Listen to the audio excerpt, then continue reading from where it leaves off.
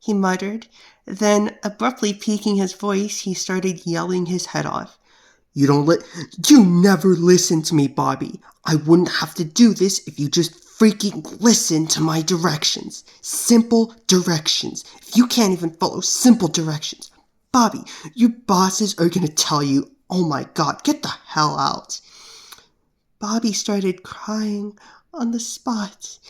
It was too much for him. Not the yelling, which he'd like to think he was at least a little used to by this point. Well, okay, maybe it was the yelling, but the meaning behind what his dad had done was the worst thing he could have done to that paper, and he did it. Right then and right there to his face. And stop your crying, David would say to him mockingly, kicking him while he was down. You're acting like a little girl. Then something unusual happened. He exploded. Calling my work terrible, Bobby retorted, the snark in his voice coming through with furious energy. He knew his little snide remark would land him in huge hot water, but he didn't care. He didn't care about any of that. He didn't care about anything anymore. Yes, David snapped back at him with zero hesitation. Because it is. Bobby's rage, too, reached a boiling point as he grabbed the closest pillow on the sofa to shield his face from the onslaughts. Yeah, right. Cry. Cry and be a little baby, Bobby. You cannot do that. Real men don't tolerate that crap. You cannot escape your problems like that. You have to confront them head on. It never stopped. The kicks never stopped coming. Back in the lecture hall, Bobby's hands started vibrating, his handwriting getting shaky on the page. His teeth started to grit together as his legs clenched together and tightened their grip on the tile floor of the auditorium. His breathing grew unsteadier still, and his writing grew just a bit faster, his scribblings looking a bit more deranged. Without even so much as flinching, little Bobby threw the pillow onto his lap, his tears drying almost instantly. Not out of fear, but out of something new altogether. As he let his primal instinct take him by the hand, Bobby let out a deep, vicious, caveman-like scream, clutching the pillow for dear life. 10 seconds had passed, and the screaming hadn't stopped.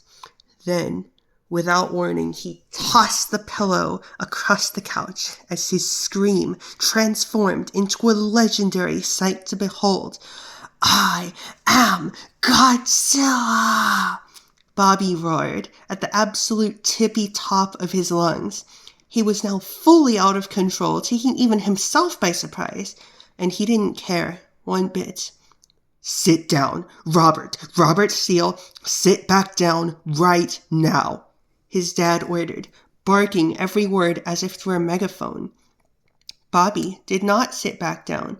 His arms and legs carried him every which way as he ran around the room like a chicken with its head cut off, not caring where they took him or what would happen to him next. In the moment, he was invincible, unstoppable, finally having had enough of it all. They could take him alive, but they were certainly going to return him alive.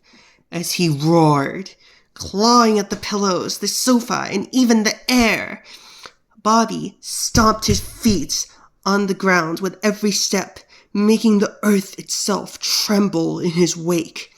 He trampled over imaginary buildings, imaginary people, and in the end got detained by a very not imaginary police force. As his mom witnessed the carnage from afar, she finally called for a ceasefire, sending Bobby to bed to dry off the tears and sleep the night away. Thank you, Mommy. Bobby couldn't help but let the waterworks flow even harder, reverting back from his persona as the king of the monsters into his human boy form.